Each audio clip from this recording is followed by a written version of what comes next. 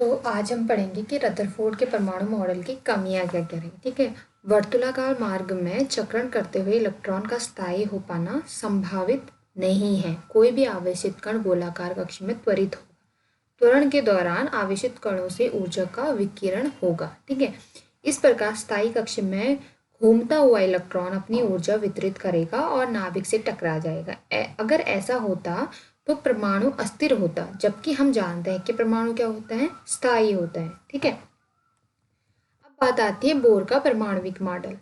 ठीक है। रदरफोर्ड के मॉडल पर उठी आपत्तियों को दूर करने के लिए नील्स बोर ने परमाणु की संरचना के बारे में निम्नलिखित अवधारणाएं प्रस्तुत किया। वो अवधारणाएं क्या क्या थी देखते हैं। पहला जो उसमें था वो था कि इलेक्ट्रॉन केवल कुछ निश्चित कक्षाओं में ही चक्कर लगा सकते हैं, जिन्हें इलेक्ट्रॉन की विविक्त कक्षा कहते हैं। ठीक है।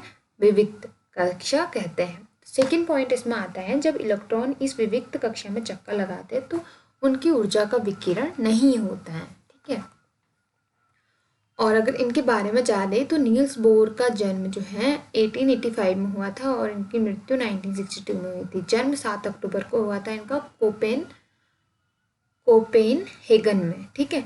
1916 में कोपेनहेगन विश्वविद्यालय में उनको भौतिक शास्त्र का प्रोफेसर नियुक्त किया गया और 1922 में उनको परमाणु की संरचना पर अपने योगदान के लिए नोबेल पुरस्कार मिला। प्रोफेसर बोर के विविध लेखों पर आधारित 3 पुस्तकें प्रकाशित हुई। पहली थी the theory of spectra and atomic constitution. Second थी एटॉमिक थ्योरी और थर्ड थी द डिस्क्रिप्शन ऑफ नेचर। ठीक। अब बात करते हैं इन कक्षाओं या कोषों को स्थिर ऊर्जा स्तर कहते हैं। ठीक है। चित्र 4.3 में एक परमाणुओं के ऊर्जा स्तरों को दिखाया गया है। ठीक है। अब बात करते हैं ये कक्षाएं या कोष KLMN या संख्याओं 1 2 3 4 के द्वारा दिखाई जाती है। ठीक है। नेक्स्ट बात करते हैं न्यूट्रॉन की। न्यूट्रॉन क्या होता है, तो 1932 में जे चैडविक ने एक और अपरमाणु कण को खोज निकाला जो अनावेशित और द्रव्यमान में प्रोटॉन के बराबर था। अंततः इसका नाम न्यूट्रॉन पड़ा। हाइड्रोजन को, ठीक है, इसका नाम न्यूट्रॉन पड़ा। तो हाइड्रोजन को छोड़कर ये सभी परमाणुओं के नाभिक में होते हैं। सामान्यतः न्यूट्रॉन को n से दर्शाया जाता है। परमाणु का द्रव्यमान नाभिक में उपस्थित प्रोटॉन और न्यूट्रॉन के द्रव्यमान के योग के निकट किया जाता है। ठीक। अगला देखते हैं पहले 18 तत्वों की परमाणुविक संरचना। नेक्स्ट हेडिंग है विभिन्न कक्षाओं में इलेक्ट्रॉन कैसे वितरित होता है। ठीक है। अभी जो JKLM था तो इनमें जो है इलेक्ट्रॉन कैसे जो है विभाजित होता है। KLM था जो, सॉरी। तो परमाणु की विभिन्न कक्षाओं में इलेक्ट्रॉन के वितरण के लिए बोर और बेरी ने कुछ नियम प्रस्तुत किए, जिसे बोर बेरी स्कीम के नाम से भी जाना जाता है। ठीक है। तो ये क्वेश्चन आ सकता है कि बोर बेरी स्कीम जो है वो कौन सी है, उसमें क्या था। तो इसमें ये चीज़ें जो हम पढ़ रहे हैं, पहला जो इसमें पॉइंट था, इन नियमों के अनुसार किसी कक्षा में उपस्थित अधिकतम इलेक्ट्रॉनों की संख्या को सूत्र 2n2 से दर्शाया गया जाता है, जहां n कक्षा की संख्या या ऊर्जा स्तर है। इसलिए इलेक्ट्रॉन की अधिकतम संख्या पहले कक्षा के कोष में होगी, जो कि 2 × 12 = 2। ठीक है। दूसरी कक्षा या L कोष में होगी तो 2 × 22 = 8। तीसरी कक्षा में होगा तो M कोष में होगी और इसमें 2 × 32 = 18। ठीक। और चौथे कक्षा में यानी N कोष में होगी तो 2 × 42 = 32। तो सेकेंड इसमें पॉइंट था, सबसे बाहरी कोष में इलेक्ट्रॉनों की अधिकतम संख्या 8 हो सकती है। और थर्ड इसमें था, किसी परमाणु के दिए गए कोष में इलेक्ट्रॉन तब तक स्थान नहीं लेते हैं जब तक कि उससे पहले वाले भीतरी कक्ष पूर्ण रूप से भर नहीं जाते। इससे स्पष्ट होता है कि कक्षाएं जो है क्रमानुसार भरती हैं। पहले एक क्रम भरेगा, फिर दूसरा, फिर तीसरा, फिर चौथा। ठीक है। पहले 18 तत्वों के परमाणु संरचना के व्यवस्थित चित्र को चित्र 4.4 में दिखाया गया है। क्रियाकलाप 4.2 की बात करें तो स्थायी परमाणुक मॉडल तैयार करें तथा पहले 18 तत्वों के इलेक्ट्रॉनिक विन्यास को दिखाएं। पहले 18 तत्वों के परमाणुओं की संयोजन सारणी 4.1 में दी गई है। संयोजकता क्या होती है, अगर इसकी बात करें तो हम पढ़ चुके हैं कि परमाणु की विभिन्न कक्षाओं या कोषों में इलेक्ट्रॉन किस प्रकार व्यवस्थित होते हैं। किसी परमाणु की सबसे बाहरी कक्षा में उपस्थित इलेक्ट्रॉनों को संयोजकता इलेक्ट्रॉन कहा जा सकता है। ठीक है, ये क्वेश्चन आ सकता है कि संयोजकता इलेक्ट्रॉन क्या होता है। तो किसी भी परमाणु की सबसे बाहरी कक्षा में उपस्थित जो इलेक्ट्रॉन होते हैं उसको संयोजकता इलेक्ट्रॉन कहा जाता है। बोर-बेरी स्कीम में हम जानते हैं कि किसी परमाणु का बाह्यतम कक्ष अधिकतम 8 इलेक्ट्रॉन रख सकता है। यह देखा गया था कि जिन तत्वों के परमाणुओं के बाह्यतम कक्ष पूर्ण रूप से इलेक्ट्रॉनों 8 से भरे होते हैं वे रासायनिक रूप से सक्रिय नहीं होते हैं। ठीक है, दूसरे शब्दों में ऐसे तत्वों की संयोजकता शक्ति या संयोजकता शून्य होती है। ठीक है, इन अक्रिय तत्वों में से हीलियम परमाणु के बाह्यतम कक्ष में 2 इलेक्ट्रॉन होते हैं और अन्य में 8 होते हैं। सक्रिय तत्वों के परमाणु की संयोजन शक्ति अर्थात अपने समान या अन्य किसी तत्व के परमाणु से मिलकर अणु बनाने की प्रवृत्ति अपने बाह्यतम कक्ष को पूर्ण रूप से भरने का प्रयास माना जाता है। 8 इलेक्ट्रॉन वाले सबसे बाहरी बाह्यतम कक्ष को अष्टक माना जाता है। परमाणु अपने अंतिम कक्ष में अष्टक प्राप्त करने के लिए क्रिया करते हैं। ठीक है, यह आपस में इलेक्ट्रॉनों की साझेदारी करने, उनको ग्रहण करने या फिर उनका त्याग करने। ठीक है, उनसे या तो साझेदारी करेंगे या फिर उनको ग्रहण करेंगे या फिर उनका त्याग करेंगे या फिर उनको दे देंगे। तो परमाणु के बाह्यतम कक्ष में इलेक्ट्रॉनों के अष्टक बनाने के लिए जितनी संख्या में इलेक्ट्रॉनों की साझेदारी या स्थानांतरण होता है तो वही उस तत्व की संयोजकता शक्ति अर्थात संयोजकता होती है। ठीक है, जितने की साझेदारी होती है यानी कि जिसकी चर्चा पिछले अध्याय में की गई है। उदाहरण के लिए हाइड्रोजन, लिथियम या सोडियम प्रत्येक के परमाणुओं के बाह्यतम कक्ष में एक एक इलेक्ट्रॉन होता है, अतः यह एक इलेक्ट्रॉन का त्याग कर सकते हैं, इसीलिए उनकी संयोजकता एक कही जाती है। क्या आप बता सकते हैं कि मैग्नीशियम और एल्यूमिनियम की संयोजकता क्या है? यह क्रमशः 2 और 3 है, क्योंकि मैग्नीशियम के बाह्यतम कक्ष में 2 तथा एल्यूमिनियम के 3 इलेक्ट्रॉन होते हैं। यदि किसी अन्य परमाणु के बाह्यतम कक्ष में इलेक्ट्रॉनों की संख्या उसकी क्षमता के अनुसार लगभग पूरी है तो संयोजकता एक प्रकार से प्राप्त की जा सकती है। उदाहरण के लिए फ्लोरीन परमाणु के बाह्यतम कक्ष में 7 इलेक्ट्रॉन होते हैं। ठीक है, और इसकी संयोजकता 7 हो सकती है, किंतु बाह्यतम कक्ष में अष्टक बनाने के लिए फ्लोरीन के लिए 7 इलेक्ट्रॉनों का त्याग करने की अपेक्षा 1 इलेक्ट्रॉन प्राप्त करना अधिक आसान होगा। 7 अगर वो देगा तो उसको जितनी ज़्यादा एनर्जी लगेगी, लेकिन वो 1 लेगा तो उसको कम एनर्जी लगेगी, राइट। तो यही बोल रहे हैं। तो अतः इसकी संयोजकता अष्टक में से 7 घटाकर प्राप्त की जाती है। और इसी तरह फ्लोरीन की संयोजकता कितनी हो जाती है? एक वो लेता है क्योंकि अपने अष्टक पूरा करने के लिए। ऑक्सीजन की संयोजकता का परिकलन भी इसी प्रकार से किया जा सकता है। इस परिकलन से ऑक्सीजन की संयोजकता कितनी होगी? चार्ट दे रखा है, इसमें संयोजकता दिखा रखी है। जैसे हम एक देख लेते हैं, हाइड्रोजन कितना, हाइड्रोजन की परमाणु संख्या 1 है, तो इसका जो KLMN वाले कक्ष हैं तो उसमें 1 ही आएगा, 1 आ गया, संयोजकता 1 हो गई। ठीक है, क्योंकि ये अपने अगर अष्टक इसको पूरा कुछ नहीं करना है। वैसे अगर इसको पूरा भी करना है तो मान लेते हैं कि 8 पूरे करने हैं, तो ये 7 लेने में इसको ज़्यादा एनर्जी लगेगी तो 1 देने में आसानी लगेगी, इसलिए संयोजकता 1। हीलियम का देखें इसी तरीके से 2 है, तो इसके K वाले इसमें 2 आ जाएंगे। ठीक है, लिथियम का देखते हैं, लिथियम का 3 है परमाणु संख्या, K में तो 2 ही आते हैं, L में 1 जो बचा है वो L में चला जाएगा। ठीक है, तो संयोजकता 1 हो जाएगी, क्योंकि अष्टक पूरा करना है ना तो देने में आसानी रहेगी, इसलिए 1 हो जाएगी। ऐसे ही अगर हम नीचे देखें ऑर्गन का 0 है। कैसे? ऑर्गन का 18 है, तो 2 आया पहले में, दूसरे में 8 आया, 10 हो गया, तीसरे में 8 आया। पूरी तरीके से मतलब उसका अष्टक पूर्ण है उसके कोष में, बाहरी कोष्ठ में, तो उसको देने की जरूरत नहीं है, इसलिए उसका संयोजक कितना है? 0 है। ठीक, ये बहुत इंपॉर्टेंट है चार्ट, तो ये याद होना चाहिए पूरा। अब बात करते हैं परमाणु संख्या तथा द्रव्यमान संख्या की। तो परमाणु संख्या की बात करें तो हम जानते हैं कि परमाणु के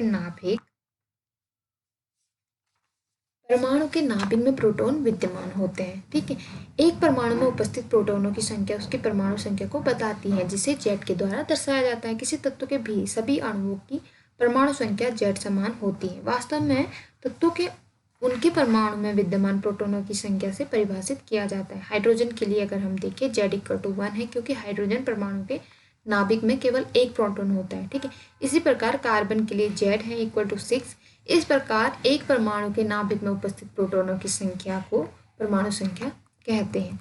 अब हम देखिए अगर द्रव्यमान संख्या की बात करें तो एक परमाणु के परमाणु कणों के अध्ययन के बाद हम इस निष्कर्ष पर पहुंचते हैं कि व्यवहारिक रूप में परमाणु का द्रव्यमान उसके विद्यमान प्रोटॉन और न्यूट्रॉन के द्रव्यमान के कारण होता है। परमाणु द्रव्यमान यानी प्रोटॉन और न्यूट्रॉन का द्रव्यमान होगा, ठीक है।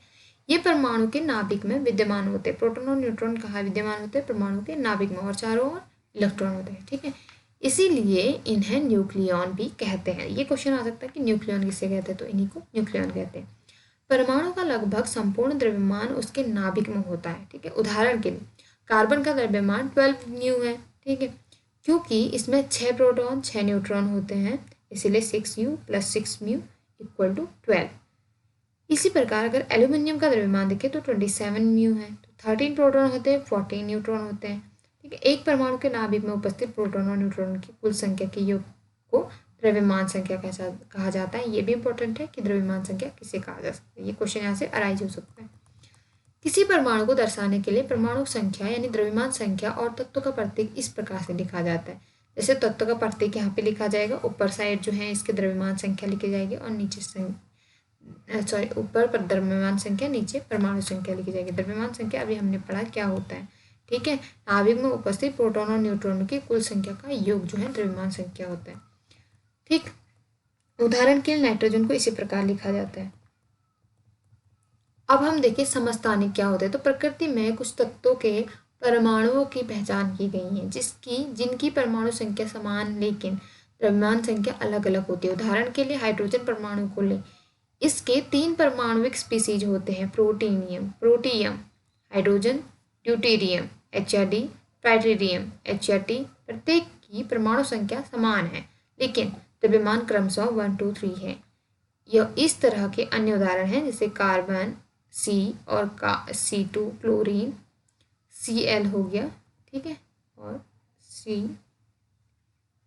क्लोरीन। इन उदाहरणों के आधार पर समस्थानिकों को इस प्रकार परिभाषित किया जा सकता है। एक ही तत्व के परमाणु जिनकी परमाणु संख्या समान ओके, लेकिन द्रव्यमान संख्या क्या है, भिन्न है।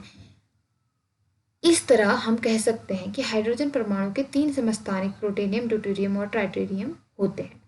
बहुत से तत्वों में समस्थानिक का मिश्रण भी होता है। किसी तत्व का प्रत्येक समस्थानिक शुद्ध पदार्थ होता है। समस्थानिकों के रासायनिक गुण समान हैं, भौतिक गुण अलग अलग होते हैं, ठीक है। प्रकृति में क्लोरीन 2 समस्थानिक रूपों में पाया जाता है जिनका द्रव्यमान 35u और 37 म्यू जो 3:1 के अनुपात में होते हैं। अब प्रश्न यह उठता है कि द्रव्यमान को क्लोरीन परमाणु का द्रव्यमान मानना चाहिए। आइए इसका पता लगाते हैं। तो क्लोरीन का औसत परमाणु द्रव्यमान होगा,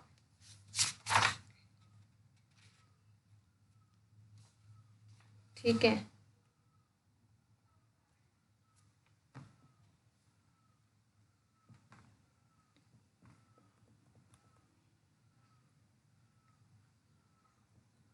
अब हम देखते हैं किसी प्राकृतिक तत्व के एक परमाणु का द्रव्यमान उस तत्व में विद्यमान सभी प्राकृतिक रूप से पाए जाने वाले परमाणुओं के औसत द्रव्यमान के बराबर होता है। अगर किसी एक तत्व का कोई समस्थानिक नहीं है तो परमाणु का द्रव्यमान उसमें उपस्थित प्रोटॉन और न्यूट्रॉन के द्रव्यमान का योग होता है। लेकिन अगर एक तत्व समस्थानिक रूप में उपस्थित होता है तो हमें प्रत्येक समस्थानिक रूप का प्रतिशत जानना होगा और औसत द्रव्यमान की गणना करनी होगी। जो उसका औसत द्रव्यमान होगा उसकी गणना करनी होगी बोल्ड।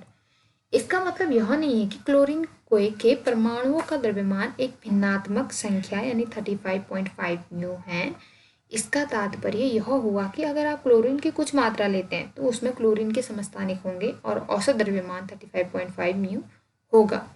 समस्थानिकों के अनुप्रयोग की बात करें तो कुछ समस्थानिकों के विशेष गुण होते हैं जिनका उपयोग हम विभिन्न क्षेत्रों में करते हैं। उनमें से कुछ निम्नलिखित हैं, ठीक है। समस्थानिकों की बात कर रहे हैं यहाँ पे। तो जैसे पहला क्या है, यूरेनियम के एक समस्थानिक का उपयोग परमाणु भट्टी यानी एटॉमिक रिएक्टर में ईंधन के रूप में भी किया जाता है। कैंसर के उपचार में कोबाल्ट के समस्थानिक का उपयोग किया जाता है, ठीक है।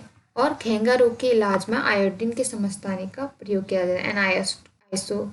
Isotope of iodine is used in treatment of goiter, okay. संभारिक का अगर आइसोबार यानी संभारिक यानी आइसोबार इसकी बात करें तो इसमें क्या होता है कि दो तत्वों कैल्शियम परमाणु संख्या 20 और आर्गन परमाणु संख्या 18 के बराबर बारे में विचार कीजिए। परमाणुओं में प्रोटॉनों की संख्या भिन्न भिन्न है। दोनों तत्वों की द्रव्यमान संख्या 40 है, यानी कि तत्वों के इसी जोड़े के अणुओं में कुल न्यूक्लियनों की संख्या समान है। अलग अलग परमाणु संख्या वाले तत्वों को जिनकी द्रव्यमान संख्या समान होती है समभारिक कहा जाता है। इनको क्या कहा जाता है? समभारिक कहा जाता है। ठीक है, तो हमने इस चैप्टर में क्या क्या पढ़ा वो देख लेते हैं। इलेक्ट्रॉन और प्रोटॉन की खोज क्रमशः जे थॉमसन और ई गोल्डस्मिथ ने की थी। बहुत इंपॉर्टेंट है। जे थॉमसन ने यह प्रस्तावित किया था कि इलेक्ट्रॉन धनात्मक गोले में धंसे होते हैं, और रदरफोर्ड के अल्फा कणों के प्रकीर्णन प्रयोग में परमाणु केंद्रक की खोज की गई थी। और अगला पॉइंट है, रदरफोर्ड के परमाणु मॉडल ने प्रस्तावित किया कि परमाणुओं के अंदर बहुत छोटा केंद्रक होता है और इलेक्ट्रॉन केंद्रक के चारों ओर घूमते हैं। परमाणु की स्थिरता की इस मॉडल से व्याख्या नहीं की जा सकती है। अगले पॉइंट की बात करते हैं। नील बोर द्वारा दिया गया परमाणु का मॉडल अधिक सफल था।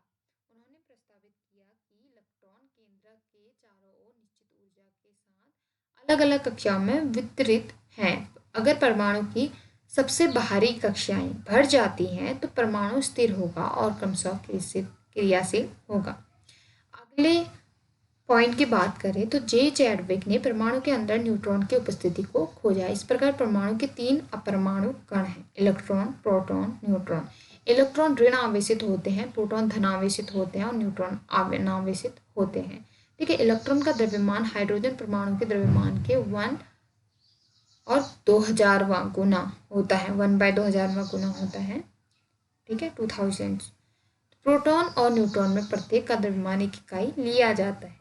परमाणु के कक्षों को KLMN नाम दिया गया है। संयोजकता परमाणु की संयोजन शक्ति है। एक तत्व की परमाणु संख्या केंद्रक में विद्यमान प्रोटॉनों की संख्या के बराबर होती है। परमाणु की द्रव्यमान संख्या केंद्रक में विद्यमान न्यूक्लियनों की संख्या के बराबर होती है।